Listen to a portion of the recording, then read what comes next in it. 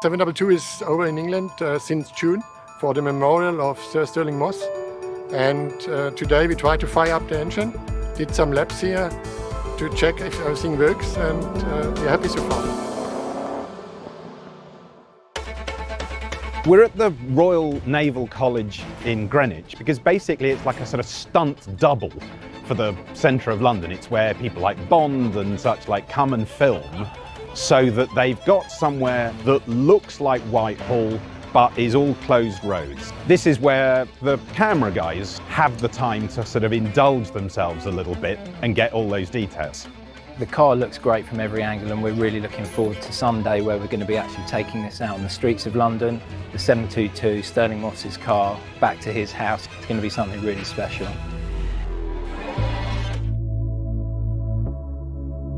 It's a once-in-a-lifetime event today to get 722, the car that Stirling Moss made so famous on the 1st of May 1955, back home here in London, where Sir Stirling spent pretty much his entire adult life.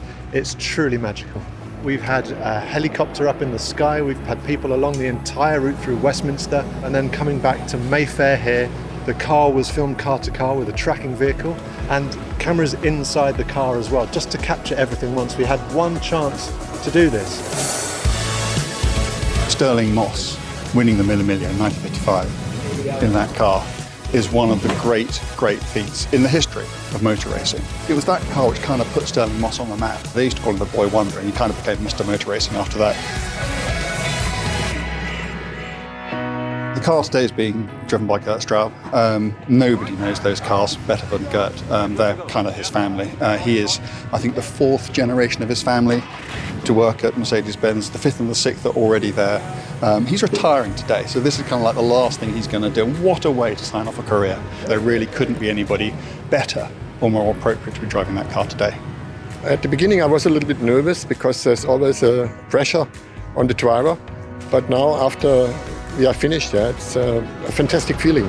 It's a race car designed to be on a racetrack full speed and not designed for stop-and-go traffic in town.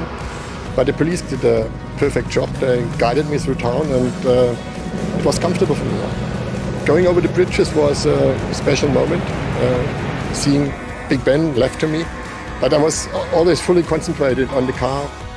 Lady Moss has been tremendously welcoming here at her home in Shepherd Street, and also their son Elliot, who we'll see in the film as well. Without their support and active engagement, none of this would have been possible. Throughout my entire life, that race, this car, of all the cars we drove, and there are a lot, and this just meant more than anything else. I mean, it's literally etched onto the building on his balconies. My personal memory of it is from 2015, which was the 60th anniversary in Braysher, and I think the last time I ever did a public thing with him. And that was the first time I ever sat in the driver's seat and had an idea of how difficult it would have actually been.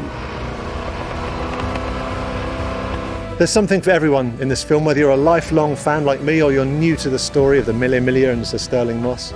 And we hope that people will spot some of the things that have happened deliberately and some of them by happy accident throughout the film. And I think it's only fitting that 722 moves to a new phase of its life, and we'll be taking her back to the museum in Stuttgart, where millions of people a year will get to see her up close and in person. And of course, for all of the rest of us, there's always this fabulous film.